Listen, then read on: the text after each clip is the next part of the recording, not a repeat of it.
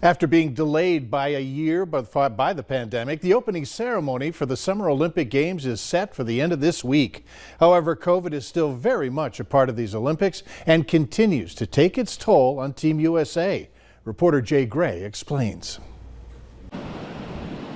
The opening ceremony is still 4 days out, but already Team USA is dealing with an Olympic loss. Kara Eaker, an alternate on the U.S. gymnastics team, testing positive for COVID. She and another replacement athlete now separated from the rest of the team.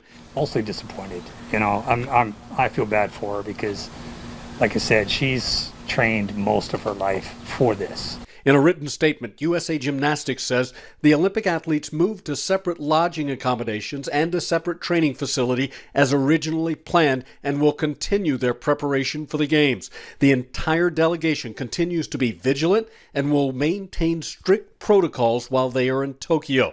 At least 2 other U.S. athletes didn't make the trip. Tennis phenom Coco Gauff and NBA star Bradley Beal both testing positive, putting an end to their Olympic dreams. Despite rigorous testing and strict on-site guidelines, Olympic officials acknowledge the virus is still an unwelcome participant in these games. There is no such thing as zero risk, and that we all agree. At the same time, the mingling and crossing of population is incredibly limited. Limitations that will include empty seats. No fans will be allowed inside the venues as the competition begins. Jay Gray, NBC News. A new study is shedding light on just how long the COVID-19 antibodies may last.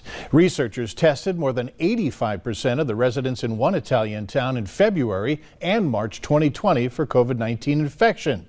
They found that nearly 99% of those who were infected showed detectable levels of antibodies 9 months later. Scientists also say there was no difference between those who had symptomatic and asymptomatic infections. Food insecurity and hunger hit people of color in bigger numbers during the pandemic. New research also found nearly a third of young adults in the U.S. said they had less access to healthy food in the past year. Many of them either are sporadically eaten or relied on fast food, both of which have negative consequences. Up next on Valley News Live at 5, which airline is at the top for you to fly, and a hint, it serves the Valley.